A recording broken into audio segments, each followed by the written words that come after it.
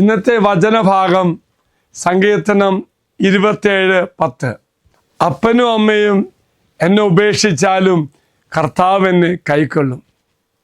പ്രിയമുള്ളവരെ, ദാവീദ് രാജാവിൻ്റെ ഒരു പ്രാർത്ഥനയാണ്.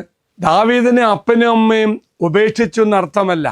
സാവൂൾ രാജാവ് ദാവീദിനെ വേട്ടയാടി നശിപ്പിക്കാൻ നോക്കുന്ന സന്ദർഭത്തിൽ ദാവീദ് പറയാണ്, ആരെന്നെ ഉപേക്ഷിച്ചാലും കർത്താവിനെ കാത്തുപരിപാലിക്കും എന്നാണ് ദാവീദ് ഈ പ്രാർത്ഥനയിലൂടെ വെളിപ്പെടുത്തുന്നത്.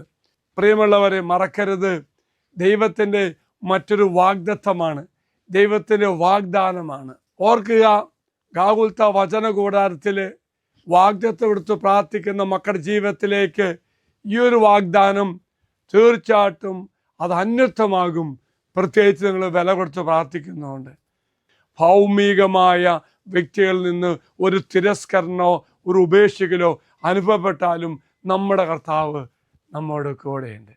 പ്രിയമുള്ളവരെ, ദൈവം നമ്മെ അനുഗ്രഹിക്കട്ടെ എന്ന് പ്രാർത്ഥിക്കുന്നു. നമ്മുടെ ജീവിതത്തിൽ എല്ലാം ഒരുപക്ഷെ നിരാശയിലേക്ക് കൊണ്ടുപോകുന്നു തോന്നുന്ന സന്ദർഭത്തിലാണെങ്കിലും, നമ്മുടെ മനസ്സ് തകരുന്ന അവസ്ഥയാണെങ്കിലും, പ്രിയമുള്ളവരെ, നീ ഓർക്കുക, ദൈവസന്നിധിയിലേക്ക് നിയോഗം സമർപ്പിക്കുക. സ്വർഗത്തിന്റെ അനുഗ്രഹം സ്വന്തമാക്കാൻ അവന്റെ മുറിവിനാൽ സൗഖ്യമുണ്ട് എന്ന ഗാകുൽത്താനാഥന്റെ വാഗ്ദത്വത്തിലൂടെ നമ്മുടെ ജീവിത നിയോഗങ്ങൾ ഈശോയുടെ തിരുമുറിവിലേക്ക് സമർപ്പിച്ച് നമ്മെ തന്നെ ഒരുക്കി വില കൊടുത്ത് പ്രാർത്ഥിച്ച് അനുഗ്രഹം പ്രാപിക്കുമ്പോൾ ദൈവിക വാഗ്ദാനം വാഗ്ദത്തമായി നമ്മിൽ നിറവേറുന്നു. നീ സമർപ്പിച്ച് പ്രാർത്ഥിച്ചു. പ്രിയമുള്ളവരെ, അതാ ഈ നിയോഗം അച്ഛൻ്റെ ദൈവസന്നിധിയിലേക്ക് ഇന്നത്തെ കുർബാനയിലൂടെ അച്ഛൻ നിങ്ങളുടെ നിയോഗം സമർപ്പിക്കാം. ദൈവം നിങ്ങളുടെ ജീവിതത്തിൽ ഇടപെടും. ദൈവം എല്ലാവരും അനുഗ്രഹിക്കട്ടെ എന്ന് പ്രാർത്ഥിക്കുന്നു.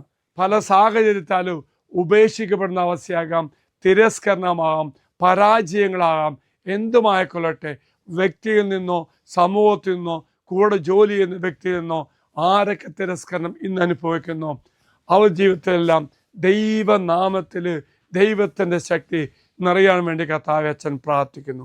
പ്രത്യേകിച്ച് കർത്താവേ, എനിക്ക് ലഭിച്ച പൗരോഹിത്യ അധികാരത്താൽ ഈ ശുശ്രൂഷ പങ്കെടുത്ത് പ്രാർത്ഥിക്കുന്ന എല്ലാ മക്കൾക്കും ദൈവം ചേർത്ത് പിടിക്കുന്ന ഒരു അനുഭവം ലഭിക്കുമാറാകട്ടെ എന്ന് പ്രാർത്ഥിക്കുന്നു. ദൈവം എല്ലാവരും അനുഗ്രഹിക്കട്ടെ എന്ന് പ്രത്യേകം പ്രാർത്ഥിക്കുന്നു.